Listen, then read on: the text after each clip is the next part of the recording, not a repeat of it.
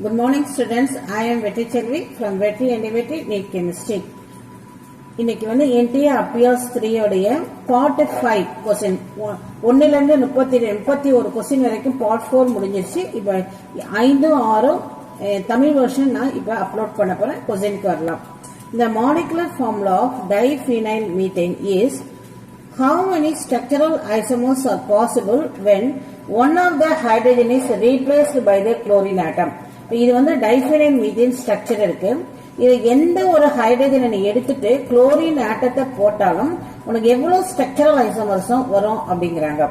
இப்ப இதுல பார்த்தோம் அப்படின்னா நம்ம பொசிஷன் தான் கொடுக்க போறோம். அதாவது இங்க இருக்கிற ஒரு ஹைட்ரஜன் எடுத்துட்டு நான் இங்க CN போட்டேன் அப்படின்னா திஸ் இஸ் ஃபர்ஸ்ட். இந்த இதுக்கு அதோட பொசிஷன் வந்து பேரா பொசிஷன். இப்ப அதுக்கு பதிலாக இங்க எடுக்கிற ஏதோ ஒரு ஹைட்ரஜன் தான் நம்ம எடுக்க முடியும். சப்போஸ் இதை மட்டும் நம்ம எடுத்துட்டு போட்டோம்னா இதுக்கு வந்து இங்க இருந்து வரப்ப மெட்டா பொசிஷன். இப்ப இந்த குளோரின் ஹைட்ரஜன் எடுத்துட்டு நான் ஒரு குளோரின் ஆட்டம் போட்டோம்னா இதுக்கு வர்றது இங்க இருந்து வர்றது ஆர்த்தோ பொசிஷன். இங்க வந்து இந்த ஹைட்ரஜன் நம்ம எடுத்துட்டோம்னா அதுல ஒரு சப்ஸ்டிடியூஷன் நம்ம பண்ண முடியும். சோ இதுக்கு வந்து நான் 4னு கொடுக்கிறேன். மொத்தத்துல உனக்கு இதுல வர ஐசோமர்ஸ் வந்து பாசிபிள் வந்து 4 நம்பர்ஸ். இதுதான் நம்ம இப்ப டிக் பண்றோம். क्वेश्चन வந்து ஈஸியான क्वेश्चन ஜெனரல் ஆர்கானிக் கெமிஸ்ட்ரி. இப்ப அடுத்தது பார்க்க போறோம். 6 × 10⁻³ mole of potassium in the dichromate reacts completely with the 9 × 10⁻³ mole of x to the power of n plus to give the some ion. It is any cation. To give the XO3 minus and Cr3 plus value of n will be. So in the question வந்து redox reaction ல equivalent சம்பந்தப்பட்ட question. ரொம்ப new கொஸ்டினா இருக்கு இந்த வாட்டி. இந்த இடத்துல அவங்க எதை கேக்குறாங்கன்னா ஆக்சிடேஷன் ஸ்டேட் ஆஃப் எக்ஸ் கேக்குறாங்க. இப்போ இதுக்கு போகணும் அப்படின்னா கொஞ்சம் டெப்த் நாலேஜ் உனக்கு வேணும். இப்ப அந்த நாலேஜுக்குள்ள போறோம். உனக்கு அந்த ரியாக்டன்ஸ் யார் ரெண்டு பேரையும் பாருங்க. ஒன்னு பொட்டாசியம் டைக்ரோமேட். அங்க இவனுடைய ஆக்சிடேஷன் ஸ்டேட் குரோமியத்துக்கு +6 நமக்கு நல்லா தெரியும். அது வந்து +6 வந்து +3 ஆக ஒரு குரோமியத்துக்கு குறையுது. அப்ப ரெண்டு குரோமிய ஆட்டத்துக்கு எவ்வளவு குறையுது ஆகுது அப்படின்னா ஒரு குரோமியத்துக்கு டிஃபரன்ஸ் 3 னா ரெண்டு குரோமிய ஆட்டத்துக்கு நம்பர் ஆஃப் எலக்ட்ரான் ட்ரான்ஸ்ஃபர் 6. இதுக்கு பேரு தான் என்னது n ஃபேக்டர். ஓகே, திரும்பி நான் சொல்றேன். இங்கே இவனுடைய ஆக்சிடேஷன் ஸ்டேட் +6, இங்கே இவனுடைய ஆக்சிடேஷன் ஸ்டேட் 3. டிஃபரன்ஸ் மட்டும் பாருங்க, நல்லா கவனிங்க. டிஃபரன்ஸ் பார்த்தோம்னா 3 தான். ஒரு குரோமிய ஆட்டத்துக்கு வந்து வித்தியாசம் 3, ரெண்டு குரோமிய ஆட்டத்துக்கு வித்தியாசம் எவ்வளவோ 3 × 2 6. சோ அப்ப இந்த இடத்துல உனக்கு 6 நம்பர் ஆஃப் எலக்ட்ரான்ஸ் வந்து டிரான்ஸ்ஃபர் ஆகுது. அதனால இதுக்கு பேரு n ஃபேக்டர் 6. இது பொட்டாசியம் டைக்ரோமேட்டிக் பாருங்க என்னவா இருக்கு, +6 to +3 ஆக குறைந்திருக்கிறது. அப்ப இந்த இடத்துல என்ன ஆக போகுதுன்னா ஆக்சிடேஷன் ஸ்டேட் இந்த இடத்துல அதிகமாக போயிருது. அதை ஃபர்ஸ்ட் தெரிஞ்சு வச்சுக்கோ. அடுத்தது என்னன்னா இதுதான் உன்னுடைய கொஸ்டின், n+ கொஸ்டின் கேக்குறாங்க. இங்க அங்க என்ன செஞ்சோம் அப்படின்னா ரெண்டு ஆக்சிடேஷன் ஸ்டேட் டிஃபரன்ஸ் நான் எழுதிட்டேன். அதான் n ஃபேக்டர்னு சொல்லியிருக்கேன். இப்ப இவனுடைய இதுல இருக்க எக்ஸ் உடைய ஆக்சிடேஷன் ஸ்டேட் கால்குலேட் பண்றோம். அது வந்து சிம்பிள் கால்குலேஷன் தான். இந்த எக்ஸுக்கு நான் எக்ஸ் அன்னோன் கொடுத்துக்கோ. பிளஸ் ஆக்சிஜன் ஒரு ஆக்சிஜன் -2 × 3 -6 = -1. அப்படி இருக்கும் எக்ஸோட வேல்யூ உனக்கு என்ன கிடைக்குன்னா -6 அந்த சைடு போச்சுன்னா +6 6 - 1 5. சோ இந்த இடத்துல இவனுடைய ஆக்சிடேஷன் ஸ்டேட் +5. அப்ப இங்க வந்து என்ன சொன்னேன், இங்க இருந்து இங்க வரும்போது இது அதிகமாகும் அப்படின்னு சொல்லியிருக்கேன். ஏன்னா இந்த இதுல வந்து குறைஞ்சிருக்கு. அதுக்குதான் நான் சொன்னது ரிடாக்ஸ் ரியாக்ஷன் சொல்லிட்டேன்.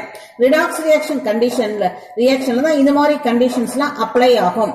அதனால இது என்னவா இருக்கு, அதிகமா இருக்குன்னா அப்ப 5ங்கிறது அதிகமான நம்பர், அப்ப என்னங்கிறது 5 விட சின்ன நம்பர். அதனால இதுக்கு n ஃபேக்டர் வந்து என்னன்னு எழுதியிருக்கேன் =5 - n. அப்ப இப்ப இந்த இடத்துல நான் உன்னை என்ன கண்டுபிடிச்சு வச்சிருக்கேன் அப்படின்னா n ஃபேக்டர் மட்டும் தான் கண்டுபிடிச்சு.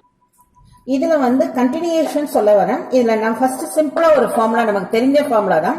Normality = molarity × n factor. Okay, இது வந்து இந்த ஈக்குவலன்ஸ்னு வரப்ப நார்மாலிட்டிங்கிற விஷயம் பேசப்படுங்கிறதுக்காக இதை நான் சொல்லியிருக்கேன். அடுத்தது வந்து இந்த ஈக்குவலன்ஸோடைய ரியல் அடுத்த நெக்ஸ்ட் கட்ட ஃபார்முலா பாருங்க இங்க இருக்கு. அதாவது n/ஈக்குவலன்ட் வெயிட் தான் number of equivalents. What is equivalent weight அப்படினா molar mass divided by n factor. இங்க பாருங்க molar mass divided by n factor எங்க போயிருக்கு மேல எடுத்துட்டு போயிட்டேன். இப்போ இது this is called equivalence அப்படினு பேரு. இப்போ இது together அதாவது given weight by molar mass னா அதோட இது என்னது number of moles. இது என்னது n factor. அப்ப என்ன ஃபார்முலா ஜெனரேட் பண்ணிருக்கோம்னா number of moles into n factor is equal to number of equivalents. இப்போ இதுதான் உங்களுடைய அடிப்படை knowledge. இப்போ இங்க வந்து பாருங்க ஒரு ரியாக்ஷன்ல redoxல என்ன சமமா இருக்கணும் அப்படினா இந்தோட number of equivalent should be equal to number of equivalents of this.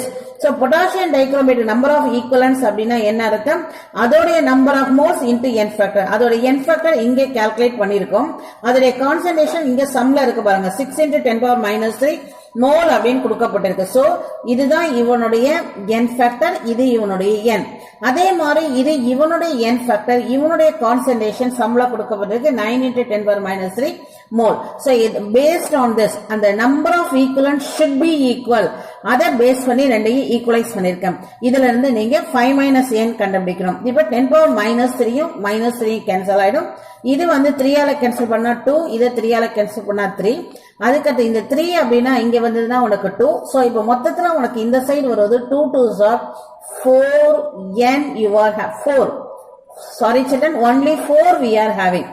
Inga what is we are having is 5 minus n. So now you bring the n on this side and 5 what is it 4 on the next side. Your value of n is equal to 1. So that means what இந்த இடத்துல இருக்கிற oxidation state of this one is the plus 1. So now I am going to take the answer is 1. This is strict, very complicated knowledge. Anyhow, the depth knowledge now you are getting. I hope so. Now let us go to the next question. Which of the given is an intensive property of the system? Thermodynamics extensive property, intensive property. So intensive property na enna artham does not depend upon the quantity. So here what is it? You have straight the answer at a glance. Question பார்த்த உடனே நம்ம tick போடலாம் density. அதுதான் intensive property. Remaining knowledge is very simple. I am going to the next question. Okay, now let us see the question. This is belonging to, so it is called as a solution lesson. Okay, at 80 degrees centigrade, the vapor pressure of the pure liquid A is 520 millimeter of mercury and that of the pure liquid B 1000 millimeter of mercury. If the mixture of the solution of the A and B boils at 80 degrees centigrade and 1 atmospheric pressure, the amount of the A in the mixture is. இப்போ என்ன கொடுத்திருக்காங்க அப்படின்னா ஒரு கண்டெய்னர்ல ரெண்டு solution இருக்கு. என்ன solution இருக்குன்னா ஏவும் பி இருக்கு. அவங்களுடைய P0 வேல்யூ கொடுத்திருக்காங்க. எவ்வளவு மோல்ஸ் ஆஃப் ஏ இவனுடைய மோல்ஸ் ஃபிராக்ஷன் தான் நமக்கு கொஸ்டினா கேட்டிருக்காங்க. இப்ப ஃபர்ஸ்ட் இதுல வந்து 2-3 அப்ளிகேஷன் இருக்கு. ஃபர்ஸ்ட் நம்ம என்ன பார்க்கணும் அப்படின்னா ரவுல்ஸ் லா பார்க்கணும். வாட் இஸ் ரவுல்ஸ் லா அப்படின்னா இதுதான் உங்களுக்கு என்ன ரவுல்ஸ் லா அப்படின்னா this is vapor pressure of the solution is equal to vapor pressure of the pure substance into its mole fraction.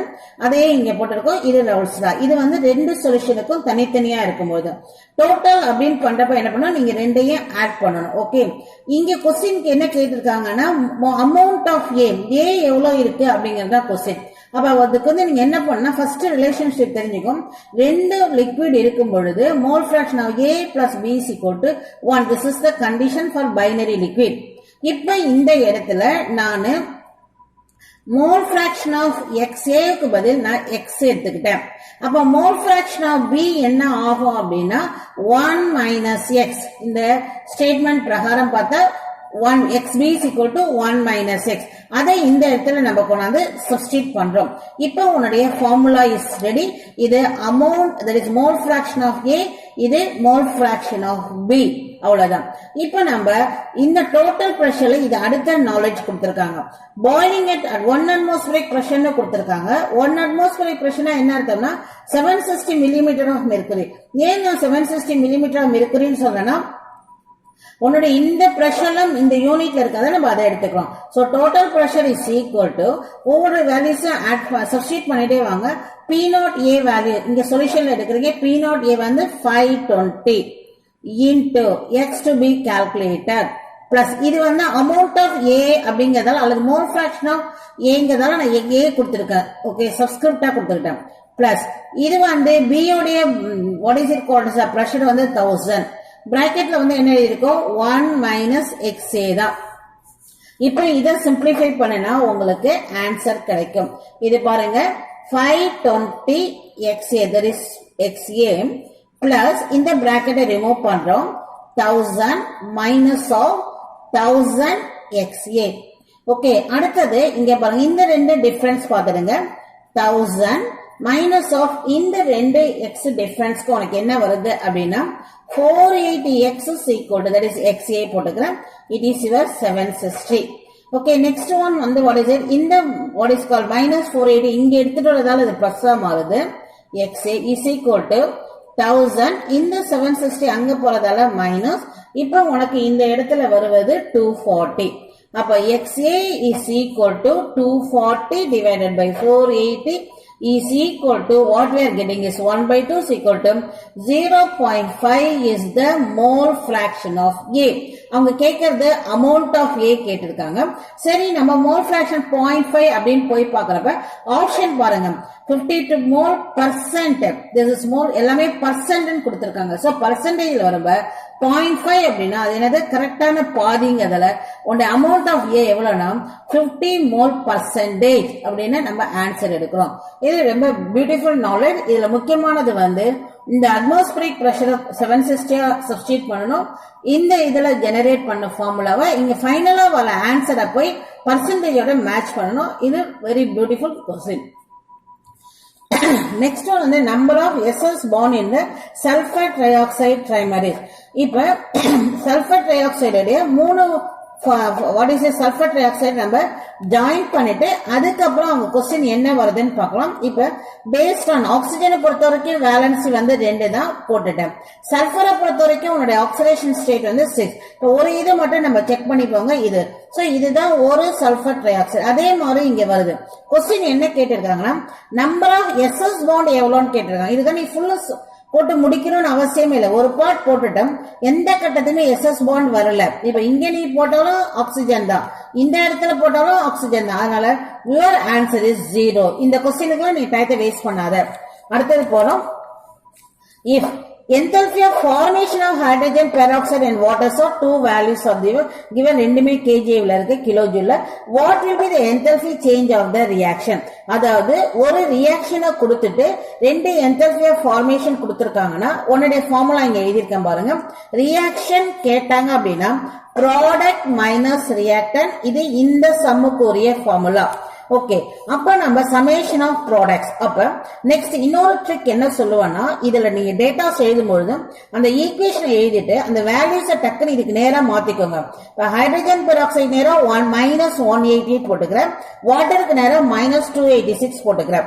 இப்ப அதுக்கு அடுத்தது என்னது நம்மளுடைய ஒர்க் சமேஷன் ஆஃப் எஸ் ப்ராடக்ட்ஸ்னா யார் இருக்காங்க, இதுதான் -286 into 2, இதுதான் உன்னுடைய product side.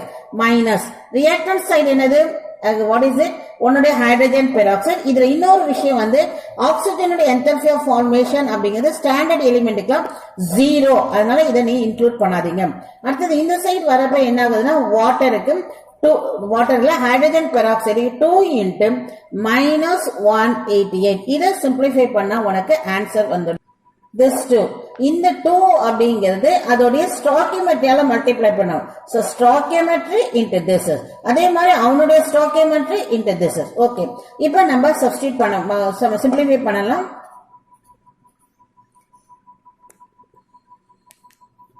Okay, my next here it is minus of minus plus, then here some multiply.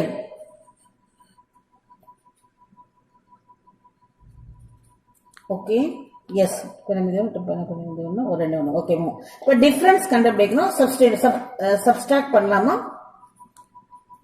376. okay, yes, minus value. Okay, let us try the answer and the unit is kilojoule. Let us go and verify the answer is this is. Okay children, here simply the first and this question is very simple. Within 2 minutes you can complete the question. Okay, let us go to the next question. Okay, 38. This is very simple question. Now for the reaction sulfur dioxide plus oxygen gives sulfur trioxide. Kp is equal to Kc into RT to the power x. So okay, what is this is, you have to find out the Kp is equal to Kc into RT to the power n. This is nothing but a delta Nd, that is gaseous number of moles. Here it is 1. Here it is 1.5. Different is 1 minus 1.5, that is your what is called minus of the question. This is simple. Thank you.